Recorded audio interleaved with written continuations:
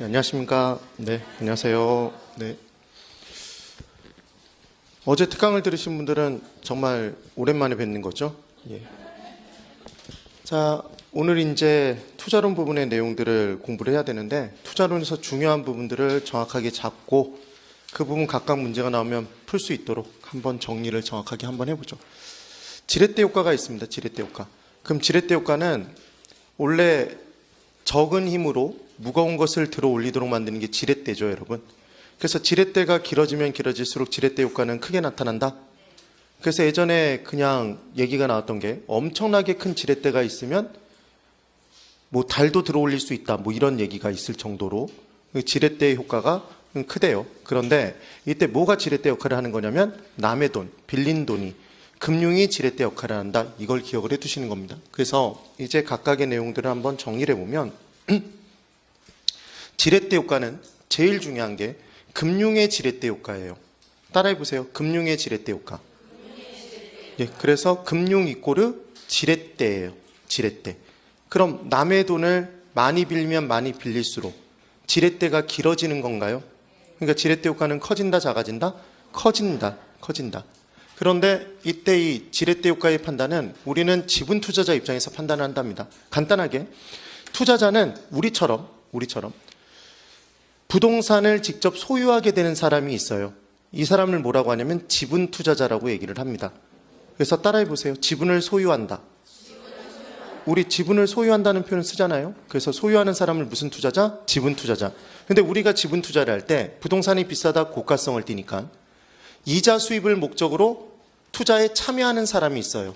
은행, 대출기관. 걔를 뭐라고 하냐면 저당 투자자라고 얘기를 합니다. 그럼 저당 투자자는 돈을 빌려줌에 따라 이자 수입을 목적으로 투자를 하고 우리는 건물을 사서 그 건물을 보유하는 기간 동안 눌리지 않고 임대하면 임대 수입이 들어온다. 그래서 지분 투자자는 임대 수입을 목적으로 투자를 하는 거고 부동산 투자를 저당 투자자는 이자 수입을 목적으로 한다. 그러니까 투자자의 종류는 둘이에요. 그럼 질문에 대답을 한번 해보세요. 나는 은행이다 한번 손들어 보세요. 은행 직원 1수는 있어도 은행 1수는 없죠. 그런가요? 그러니까 우리 앉아있는 모두는 다 무슨 투자자다? 지분 투자자니까 우리는 항상 지분 투자자 입장에서 판단을 하는 거예요. 지금부터 시작. 그러면 이때 남의 돈은 지분 투자자 입장에서는 남의 돈은 싸게 빌리면 좋나요? 비싸게 빌리면 좋나요? 싸게 빌리면? 그럼 걔를 좀 더 있어 보이게 표현하면 저당 이자율은 낮을수록 좋다? 그럼 낮다 높다라고 얘기했을 때는 비교의 기준이 있는 거다? 기준이 있으니까 높다 낮다라고 얘기할 거 아니에요. 그래서 남의 돈은 싸게 빌리는 게 좋다는데 좋으면 이제 뭐라고 한다? 우리는 정의 지렛대 효과라고 얘기를 하는 겁니다. 그래서 지렛대 효과의 판단은 어떻게 비교를 하냐면 내 돈의 수익률을 뭐라고 할까요, 여러분? 지분 수익률? 그럼 전체 돈의 수익률은 총 수익률이 되는 거예요. 그럼 이 부분에서 중요한 포인트는 만약에 남의 돈을 빌리지 않은 상태라면 전체 총 투자액이 만약에 10억이면 총 투자액 이꼬르 지분 투자액인가요? 남의 돈이 하나도 없다면 전부 다 내 돈으로 투자를 했겠죠. 그 다음 총 수익이 만약에 1,000만 원이면 그 1,000만 원이 내 돈의 수익이다? 다 지분 수익이 되는 거겠죠. 그러니까 결국은 총 수익률과 지분 수익률이 남의 돈이 없다라면 같다, 다르다? 얘는 같을 수밖에 없는 거예요. 얘가 같을 수밖에 없다. 그런데 얘가 이제 남의 돈을 빌리면 이 저당 이자를 싸게 빌리느냐 비싸게 빌리느냐 아니면 똑같이 빌리느냐에 따라 이때 이 둘이 달라져요. 이 둘이. 그러니까 우리의 목적은 지금 누구 입장에서 판단하니까 지분 투자자 입장에서 판단하니까 이제 지분 수익률이 중요하다, 총 수익률이 중요하다. 지분 수익률이 중요하겠죠. 그럼 지분 수익률을 높이는 게 목적이다? 그럼 내 돈의 수익률을 높이려면 남의 돈을 싸게 빌려야 되겠다? 그래서 남에게 이자를 조금 주는 만큼 내 돈의 수익률이 높아진다. 지금 그 얘기인 거죠. 그래서 이때 중요한 포인트는 지분 투자자 입장에서 판단하니까 남의 돈은 싸게 빌리면 좋더라. 그 비교의 대상이 저당 이자율과 뭘 비교하는 거다? 총 수익률. 얘를 비교하는 거죠. 그래서 저당 수익률이 총 수익률보다 낮다라면 얘는 좋다. 얘를 정의 지렛대 효과라고 합니다. 이미지를 한번 보면 이렇게 되는 거죠. 얘 둘이 같았는데 저당 이자를 싸게 빌리면 자, 잘 보세요. 얘가 낮아지면 이렇게 되나요? 지렛대가? 그럼 결국은 남의 돈이 싸게 빌려짐에 따라 남의 돈을 싸게 빌려옴에 따라 내 돈의 수익률이 올라간다? 올라간다. 얼마만큼 올라가는 거다 실은? 싸게 빌려온 만큼 올라가는 건가요? 물론 이때 조금의 뭔가의 조정이 필요하긴 해요. 그래서 얘를 무슨 지렛대 효과? 정의 지렛대 효과라고 하는 거예요. 여러분, 지렛대는 이렇게 꺾일 수 있을까요? 꺾일 수 없어요. 지렛대는 무조건 직선이라고 생각하시면 돼요. 그러니까 저당이자율이 내려갔으니까 뭐가 올라간 거다. 지분 수익률이 올라간 겁니다. 지금. 그러면 이번에 총 수익률과 저당 수익률이 같대요. 그럼 이 둘이 같으면 얘가 이렇게 될까요? 맞아요? 그러면 남의 돈을 빌렸음에도 불구하고 지분 수익률은 변화가 생긴다, 생기지 않는다? 생기지 않는다. 둘이 같았는데 총 수익률과 저당이자율이 똑같으면 결국은 셋 다 똑같아지는 거다? 네. 그래서 얘를 뭐라고 얘기를 하냐면 지렛대 효과가 없다 또는 중립적 지렛대 효과라고 얘기를 합니다. 그럼 이번엔 지분 수익률, 총 수익률이 있는데 이때 남의 돈을 비싸게 빌려왔어요. 남의 돈을 비싸게 빌려왔어. 그래서 저당 수익률, 저당이자율이 더 높다라면 잘 보세요. 여기 얘가 더 높아져 버리면 좋은 거다 나쁜 거다? 남의 돈을 비싸게 빌렸으니까 얘는 나쁜 거예요? 그럼 부의 지렛대 효과가 발생하면 어떻게 되냐면 이렇게 될까요? 지렛대가?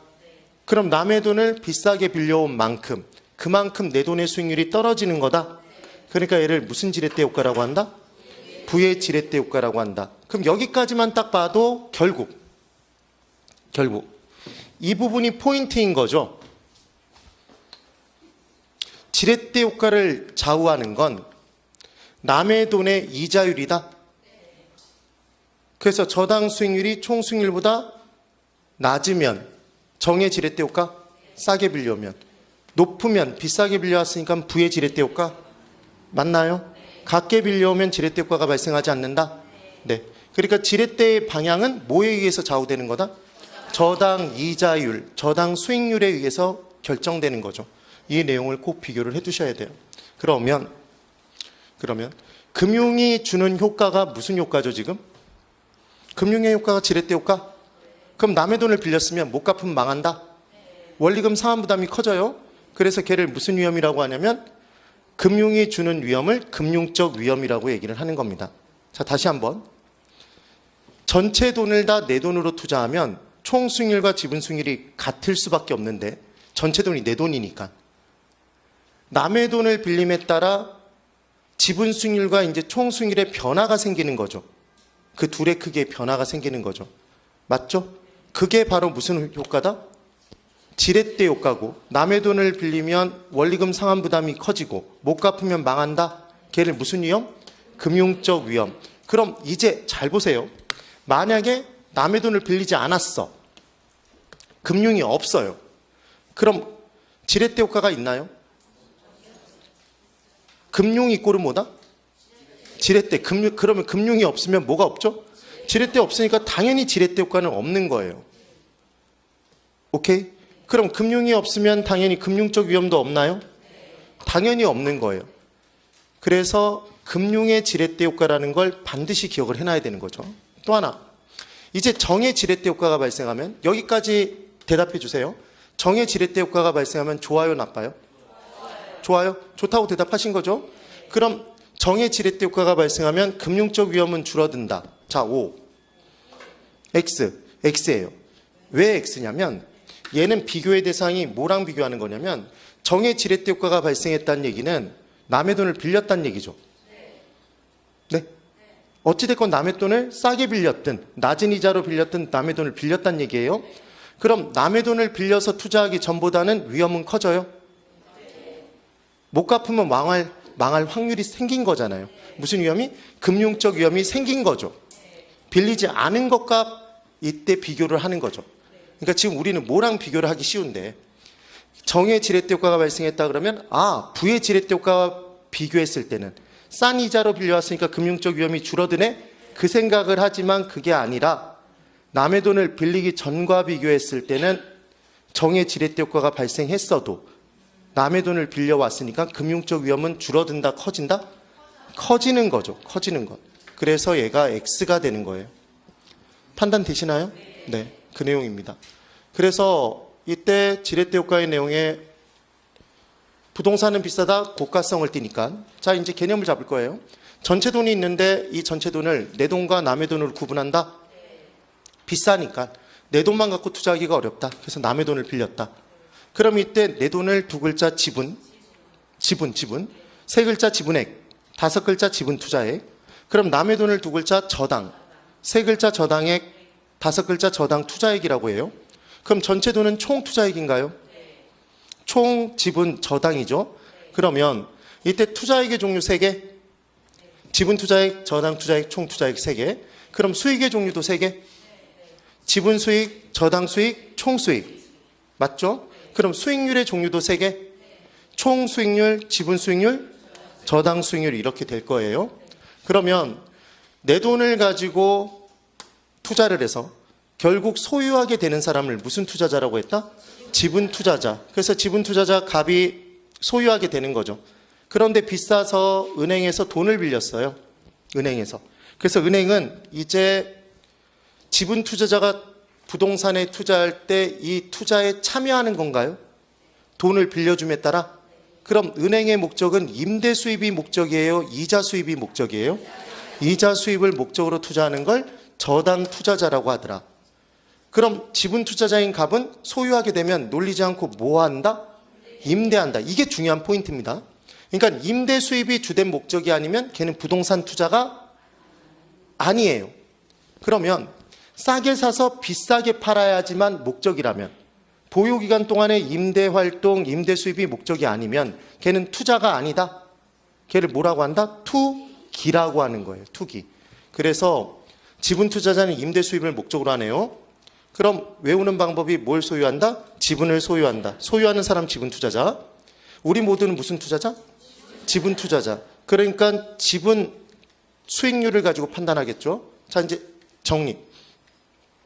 투자액이 내 돈이 1억이래요. 이때 저당이 2억이랍니다. 내 돈 1억에 남의 돈 2억을 합쳐서 투자했어요. 총 투자액 얼마죠? 3억? 그럼 돈은, 투자액은 더하기 빼기가 돼요, 안 돼요? 되죠. 그럼 문제에서 만약에 총 투자액 3억이라고 주고 저당이 2억이다 그러면 지분 투자액은 얼마? 1억이라는 걸 계산할 수 있죠, 여러분? 그럼 수익은 이때 전체 돈의 수익이 총 수익이 3천만 원이래요. 그때 그중에 남의 돈의 수익을 1,000만 원을 준답니다. 남의 돈의 수익이 1,000만 원이래요. 그러면 이때 내 돈의 수익은 얼마예요? 2천만 원? 그러니까 수익도 돈이니까 더하기 빼기가 된다. 그럼 더하기 빼기가 되는 걸, 더하기가 되는 걸 우리는 좀 더 있어 보이게 뭐라고 표현하냐면 가치 가산의 원리가 적용된다고 얘기를 해요. 가치 가산의 원리가 적용되죠, 지금? 투자액과 수익은 돈이니까. 그러니까 지금 얘들은 금액이니까 더하기가 가능하다는 얘기예요. 그런데 이제 내 돈의 수익률이 10%랍니다. 저당 수익률이 5%래요. 5%. 내 돈의 수익률 5%, 지금 10%. 남의 돈의 이자율이 지금 얼마다? 5%래요. 그러면 우리는 총 수익률을 둘을 더해서 15% 수익률이라고 얘기할 수 있나요? 없어요. 수익률은 더하기가 돼요, 안 돼요? 단순 더하기가 될 수가 없어요. 그러니까 이제 얘를 뭐 하면 될 것 같냐면 평균 내면 될 것 같죠? 지금 수익률은 금액이 아니라 비율이니까 얘는 단순 더하기가 안 된단 말이에요. 그럼 이제 평균을 내면 될 것 같은데 내 돈의 수익률 10%고 남의 돈의 수익률이 5%니까 이 둘을 더해서 그냥 둘이니까 2로 나누면 얘는 무슨 평균? 산술 평균이죠. 자, 그럼 반평균 구할 때 학계론 시험을 딱 봤더니 성적이 다 80점 이상인 거예요. 80점, 90점 막 이렇게 70점 막 이렇게 다 있어요. 그래서 20명이 시험을 봤는데 그때 점수들이 다 있으면 걔를 다 더해놓고 20등분 하죠. 그럼 그게 한 반의 개론 평균이잖아요. 그럼 그때 어떤 사람에게 100점을 받았다고 해서 그 사람의 100점의 무게를 더 실어서 평균 내지 않죠. 되셨어요? 그런 게 일반적으로 뭐다? 산술 평균. 그런데 어떤 부분에 더 비중을 실어서 무게를 더해서 평균 내면 걔를 가중 평균이라고 한단 말이에요. 그러니까 지금은 얘는 산술 평균이죠. 그럼 이렇게 나누면 7.5%가 나오는데 얘를 7.5%라고 얘기하면 되겠느냐? 안 되더라는 거예요. 왜 이렇게 산술평균하면 안 되냐면 산술평균한다는 얘기는 부동산에 투자할 때 꼭 내 돈과 남의 돈의 비율을 1대1로 투자해야 된다라고 얘기하는 거잖아요. 실제 부동산에 투자할 때 얘 90%, 얘 10%, 80%, 20%, 80%, 20% 이렇게 달라질 수 있어요? 그럼 각각 더 비중이 많은 것의 수익률에 무게를 더해서 평균 내야죠. 이렇게 산술평균하면 안 되고, 그래서 결론은 이제 산술평균 안 합니다. 그러면 전체 돈이 1억일 때 지분 수익률이 10%래요.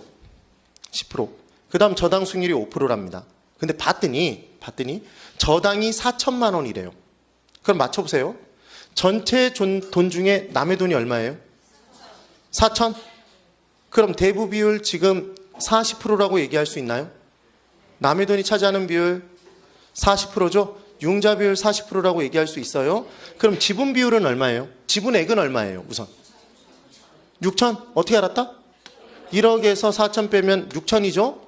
그럼 지금 지분 비율은 얼마일까요? 60%? 그럼 이 둘을 더하면 100%가 나오는 게 맞아요? 그 내용이겠죠.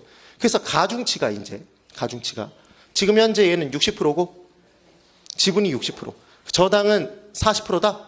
이 부동산 투자는. 그러면 이제 지분 수익률 10%의 지분 비중을 곱해줘야 된다. 그렇겠죠? 그래서 가중치를 실어줘야 되는 거죠. 가중치를 실어준다는 게 곱하는 겁니다. 그러니까 얘 60%니까 0.6을 곱한 거죠. 그럼 얼마가 나온다? 6%? 그럼 5%? 남의 돈의 수익률에는 얼마의 무게를? 40%? 이게 40%니까 40%의 무게를 실어줘야 되죠. 무게를 실어주는 게 곱하는 거라고 그랬죠?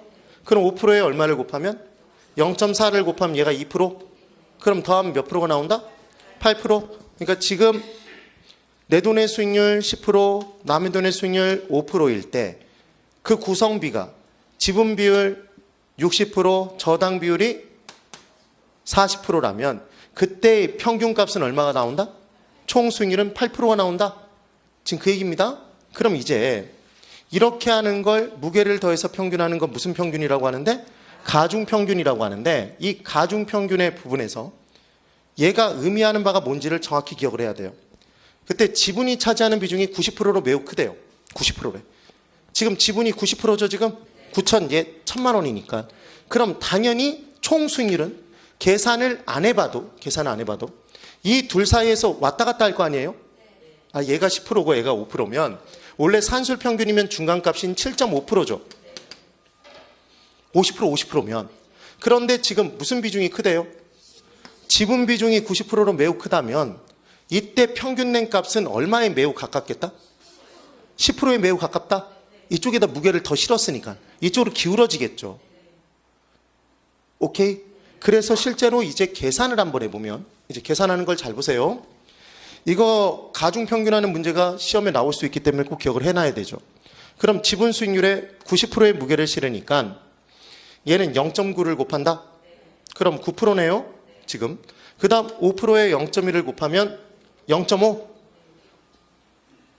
그럼 지금 지분 수익률 10%, 저당 수익률 5%일 때 그 구성비가 지분 비중이 90%로 매우 높을 때에는 총 수익률이 얼마로 계산됐다?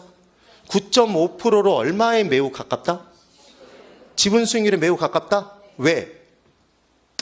지분의 무게를 더 많이 실었으니까 이 수익률에. 얘에 가깝겠죠. 그럼 얘가 만약에 95%가 되면 더 가까워질까요? 100%가 되면 이제 10%가 된다? 맞아요? 그러면 가중평균하면 가중평균치는 큰 것보다 넘어갈 수 없죠. 이 사이에서 왔다 갔다 할 테니까. 작은 것보다 작아질 수 없다가 느껴지셔야 돼요. 그럼 이번에는 바꿔볼게요. 저당이 차지하는 비중이 90%랍니다. 그럼 당연히 총 수익률은 얼마에 가까워야 돼요? 5%에 저당 수익률에 가깝겠죠. 계산 한번 해볼까요? 얘 0.1 곱하고 그럼 1%, 얘 0.9를 곱하면 4.5%, 둘을 더하면 5.5%로 얼마에 매우 가깝다? 저당 수익률 5%에 매우 가깝다? 여기에 무게를 실었으니까. 그럼 저당 비율이 100%가 되면 총 수익률은 5%가 되겠죠. 5%. 이게 무슨 평균이다? 가중평균의 개념이다라는 걸 기억해 두시면 돼요. 그래서 결론. 총 수익률은 이론상으로는 지분 수익률과 저당 수익률의 무슨 평균치로 구한다? 가중 평균치로 구한다. 이렇게 기억해 두시면 되죠. 맞죠? 그래서 이때 총 수익률은 지분 수익률과 저당 수익률의 단순 합이 아니라 더하기를 하면 안 되니까 가중치를 곱해서 합을 하면 된다. 이게 가중 평균한다는 얘기잖아요. 맞죠? 네. 그래서 지분 수익률과 저당 수익률 사이에 뭐가 존재? 총 수익률이 존재. 이론상으로는. 그런데 왜 이걸 자꾸 이론상이라는 표현을 쓰냐면 앞으로 우리가 계산할 때는 원래는 이 둘이 같았죠, 여러분. 이 둘이 같았던 거죠. 그럼 이제 뭐가 달라짐에 따라? 저당 수익률, 저당 이자율이 달라짐에 따라서 지분 수익률이 올라가고 내려가는 걸 보는 거잖아요. 그러니까 얘가 주어져 있는 경우가 더 많단 말이에요. 이 둘을 주고 얘를 계산하는 문제가 나오는 게 아니라 거의 대부분의 문제는 이 둘을 준 다음에 얘를 계산하는 문제가 나온다고요. 오케이? 예, 그 내용인 거예요. 그러면 이제 얘가 없을 때는 둘이 같다? 얘가 있음에 따라 내려가면 제가 올라가고 얘가 올라가면 제가 내려가고 같으면 그냥 직선 똑같아진다. 지금 그거 이미지를 떠올리면 되는 거죠. 그래서 이때 지렛대가 이와 같은 모양이라면 똑같이 빌려온 건가요? 맞죠? 그래서 셋 중 둘이 같으면 이 둘을 가중평균에서 얘가 나오는데 셋 중에 만약에 둘이 같다면 나머지 하나도 무조건 같다? 나머지 하나가 무조건 같겠죠. 그래서 이때 금융을 이용했으나 이때는 지렛대 효과가 발생한다, 발생하지 않는다? 발생하지 않아요. 그러니까 이런 문제를 낼 수 있죠. 무슨 문제를 낼 수 있냐면 총 수익률이 10%일 때 금융을 이용했음에도 불구하고 지분 수익률도 여전히 10%가 된다면 저당 이자율은 얼마다?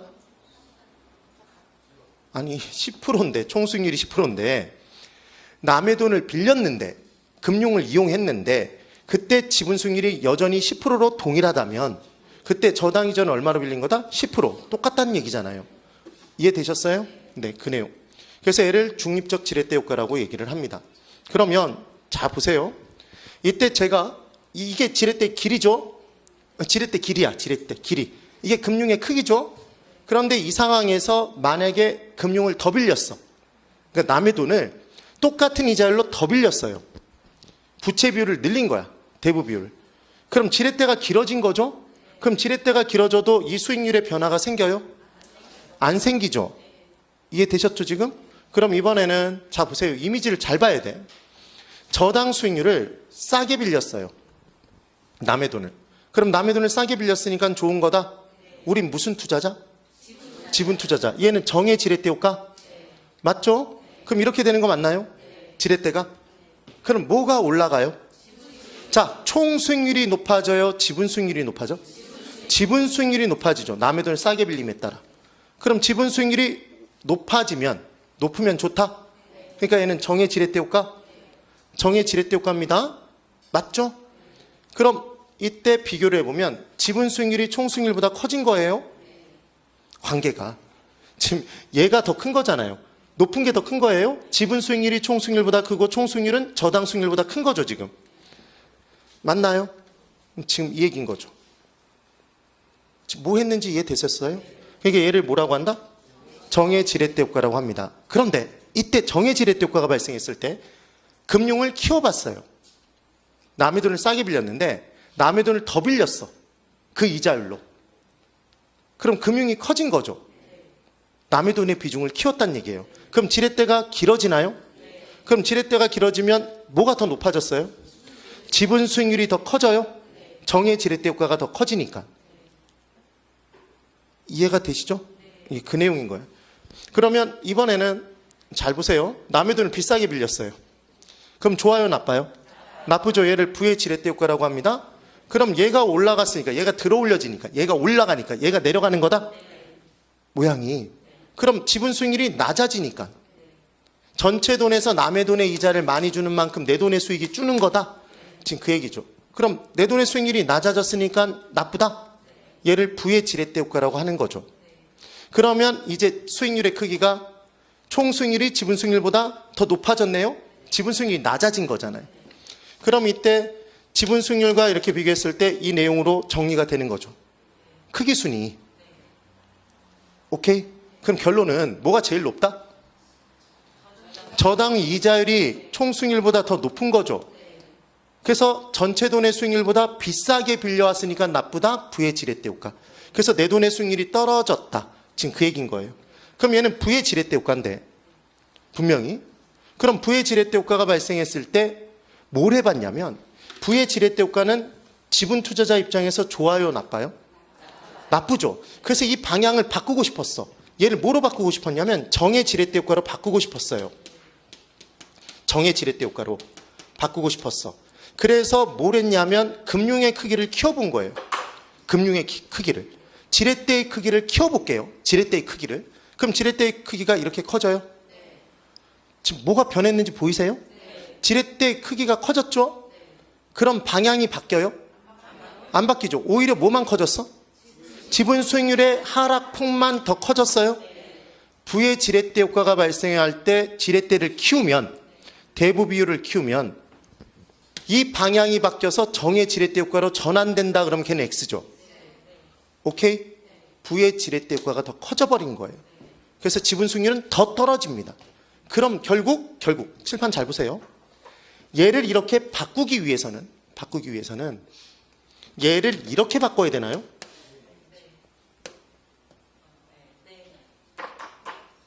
이 저당의 이자율을 이 상태로 유지한 상태로, 비싸게 빌린 상태로 유지해서는 이 방향이 바뀌지 않죠. 그런데 저당을 싼 이자로 바꾸면 얘는 방향을 바꿀 수 있다? 이해가 되세요? 이걸 꼭 비교를 해놔야 되는 거예요. 그래서 결론, 여기를 보고 잘 대답해 보세요. 부의 지렛대 효과가 발생할 때 이자율의 크기를 바꿈에 따라 정의 지렛대 효과로 전환이 가능하다. 5죠. 이자율의 크기로 왔다 갔다 하는 거라고. 그러니까 얘가 내려가고 올라감에 따라 얘가 올라가고 내려가는 걸 보는 게 지렛대 효과란 말이에요. 그러니까 얘의 방향을 바꾸고 싶으면 방향키는 여기에 있는 거야. 저당 이자율을 가지고. 지렛대의 크기를 가지고 판단하는 게 아니다라는 게 포인트인 겁니다. 여기까지 되셨죠? 그래서 총 수익률의 계산은 우리가 이제까지 공부했던 내용에 의하면 비율, 비례, 지수, 개수가 나오면 탄력성이 나오면 무조건 분수식. 그럼 분수니까 짝대기 짝. 그럼 얘는 유리니까 분수여서 짝대기 짝 긋고, 우리가 알고 싶은 건 총 수익인가요? 그럼 총 수익이 알고 싶은 게 분자. 그런데 분자에 수익이나 이득이 들어가면 분모에는 반드시 투자액이 있어야 된다? 투자액이 없으면 수익이나 이득은 없으니까. 맞죠? 그래서 분자의 수익이면 분모는 무조건 투자액이에요? 그럼 얘는 무슨 투자액일까요? 총투자액? 그런데 이때 총수익은 크게 두 가지로 나눠진대요. 부동산 투자를 통한 총수익은. 보유기간 중 놀리지 않고 임대하면 임대소득 들어오나요? 임대수입? 그 임대활동이 지분투자자의 영업활동인 거죠. 그러니까 임대수입 이꼬르 영업활동을 통한 소득이다? 영업소득이잖아요. 걔를 소득이득이라고 한다? 소득이득. 그 다음 플러스 팔 때 보니까, 보유기간의 말에 보니까 초보다 이때 자산가치가 상승했어요. 산값보다 판값이 더 높아. 그럼 자본가치 증가를 통한 이득이 발생하죠. 얘를 뭐라고 한다? 자본이득. 그러니까 결국은 총수익은, 부동산 투자를 통해 누릴 수 있는 총수익은 보유기간 중에 소득이득만 따지는 게 아니라 자산가치가 상승하면 그 가치 상승분도 따진다. 그래서 양반가에서 아들이 부모님께 자신을 낮춰 부르는 말이 소자다. 예, 소자. 이게 무슨 수익? 총수익이라고 기억을 해두시면 돼요. 그럼 이제 다시 칠판을 보세요. 그러니까 일단 총수익률의 계산은 지금 보시는 것처럼 좀 간단해요. 근데 지분 수익률은 짝대기 짝 긋고 우리가 알고 싶은 게 뭐죠? 여기 그대로 대답하는 거야. 지분 수익. 그럼 지분 수익이 분자하면 분모에는 투자액이 들어간다? 그럼 얘는 무슨 투자액? 지분 투자액이겠네요. 그러니까 결국은 지분 수익률은 지분 수익이 차지하는 비율이죠. 뭐에서? 지분 투자액에서. 지분이에요. 그럼 결국 지분 수익은 전체 돈의 수익에서 뭘 빼면 된다? 남의 돈의 수익을 빼면 된다? 저당 수익을 빼면 되죠. 그럼 저당 수익은 저당의 저당 이자율을 곱하면 된다? 무슨 말씀을 드리는 거냐면 저당 투자자는 뭘 목적으로 산다고 그랬죠? 이자 수입. 그럼 저당 수익 이꼬르 저당 이자다? 그럼 저당 이자를 계산하는 방법은 저당 이자율을 곱하면 되죠. 그럼 저당 이자율은 어디에 곱한다? 저당에. 여길 잘 보세요. 저당 1억. 저당 이자율 5%면 곱하면 500만 원. 그게 저당 수익이 되는 거죠. 그럼 결국은 이 식의 계산은 총 수익이 소자예요. 소자라면서요. 마이너스 이자. 소자 이자예요. 소자에서 이자를 빼면 되겠네요. 지금 그 얘기인 거지. 그 다음 밑에는 지분 투자액만 들어간다. 딱 보는 순간 지분 수익률의 계산은 총 수익률 계산보다 복잡하다 간단하다. 얘가 식이 좀 더 복잡하죠, 여러분. 그러면 정의 지렛대 효과인지 부의 지렛대 효과인지를 판단하는 방법은 시험 문제에는 항상 뭐는 주냐면 저당을 빌리면 저당 이자율이 얼마인지는 분명히 줘요. 그럼 우리는 저당 이자율의 크기만 알면 뭐랑 비교하면 총 수익률과 비교해서 아까 했던 내용대로 더 싸게 빌려왔으면 정의 지렛대 효과라고 판단하면 되고, 둘을 비교해서 얘가 더 높으면 부의 지렛대 효과, 같으면 정도부도 없다, 그렇게 판단하면 되죠. 뭘 계산할 필요가 없다? 지분 수익률의 크기를 계산해서 비교할 필요가 없다는 얘기죠. 지렛대 효과가 정인지 분지 중립적 지렛대 효과인지를 판단할 때는. 오케이? 이해되셔야 돼요. 그런데 이때 만약에 지분 수익률은 계산 문제에서 얘를 구하라고 했을 때만 계산하는 거예요. 네. 그래서 뭘 MM으로 기억한다? 메모리 매직으로. 소자 이자를 내고 집으로 돌아오겠습니다. 이렇게 기억하시라고요. 자, 따라해 보세요. 소자 이자를 내고 집으로. 예, 그렇게 문제를 푸는 거예요. 그러면 실제로 한번 문제를 풀어보죠. 자, 여기를 잘 보세요. 실제 나왔던 문제고 이런 문제들이 계속 나와요. 부동산 투자에 따른 1년간 자기자본 수익률을 구해보랍니다. 그때 주어진 자료들이 이렇게 쫙 있는 거예요. 그럼 지분 수익률을 계산하라고 얘기한 거니까 자기 자본이 지분이잖아요. 타인 자본이 저당이죠. 그렇죠? 그럼 자기 자본 수익률을 계산하세요. 그러면 소자 이자를 내고 집으로 이 지분 투자액이라는 걸 기억하시라는 얘기죠. 그럼 이 둘은 더하고 얘는 빼는 거다? 이자만 빼는 거죠. 그러면 소를 찾는 거예요. 여기서 주어진 내용에서 영업소득을 찾는 거죠. 있나요? 순영업이익이 있죠. 문제의 순영업소득 또는 순영업이익 둘 다 똑같이 줄 수 있어요. 이게 얼마라고 돼 있죠? 2천만 원. 그럼 2천만 원을 적어요. 2천을. 그래 놓고 이제 자본이득을 정해야 되는데, 자본이득은 자본가치 증가를 통한 이득이잖아요. 근데 봤더니 부동산 가격 상승률이 있죠. 1년간의 부동산 가격 상승률. 그럼 중요한 건 부동산 가격 상승률은 다른 거 다 차치해 두고 어디에 곱할까요? 부동산 가격 상승률은 어디에 곱할까요? 부동산 가격에 곱하겠죠. 대출은 대출 이자율에 곱해요? 대출 이자율은 대출액에 곱하겠죠. 오케이? 그게 하는 방법이란 말이에요. 풍에는 풍치고 초에는 초치는 거예요. 그럼 부동산 가격 상승률이 0%면 3억에 0%면 가치 상승분은 없죠. 얘가 빵이네. 지금은. 그럼 이게 더해진 상태에서 이자를 빼면 돼요. 그럼 이자는 대출 이자율 6%를 어디에 곱한다? 부동산 가격 총 투자액에 곱한다? 대출에 곱한다? 대출 이자율은 대출에 곱한다? 맞아요. 그럼 2에 6을 곱하면 12? 12? 그럼 12가 나오면 얘는 120만 원일까요? 자릿수가 얘랑 비슷할 거 아니야. 얘가 1억 2천일 리는 없죠. 1, 2라고. 그러니까 저는 그냥 이렇게 계산하고 말아버린다고. 오케이? 그래서 이자를 뺐어요. 그 다음 지분 투자액이 들어가요? 총 투자액이 들어가? 지분 투자액. 지분 투자액이 1억인가요? 1억이죠. 그럼 얘는 800이에요, 지금. 2000에서 1200 빼면 800이잖아요. 800. 그럼 800이란 숫자, 분자에 어떤 숫자가 들어가 있든지 간에 분모가 1이나 0.1이나 100이나 1000이나 0.01이나 이런 걸로 나누면 얘는 이 숫자가 바뀌어요? 안 바뀌죠. 숫자가 바뀌지 않아요. 그럼 얘는 무조건 8이네? 그럼 얘를 800만 원을 숫자를 다 때리고 1억을 08개를 때려서 이 문제를 풀 필요가 없다는 얘기예요. 얘를 딱 보는 순간 8이다? 그럼 8은 몇 프로? 8 나온 건 8%밖에 없잖아요. 오케이? 그래서 이렇게 풀면 되는 거죠. 풀만하세요? 쉬워요? 어려워요? 너랑 같이 풀 때는 뭐든지 쉽다 이렇게 되는 거잖아요. 그러면 여기서 응용 문제로 이런 문제가 나오는 거죠. 부동산 가격 상승률이 만약에 2%래요, 여러분.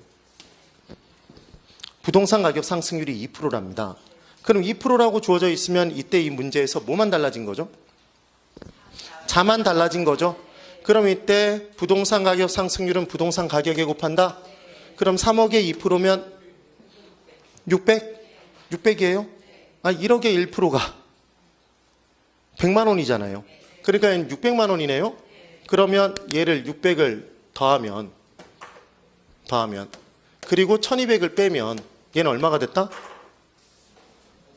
2600에서 1200을 빼면 1400이에요.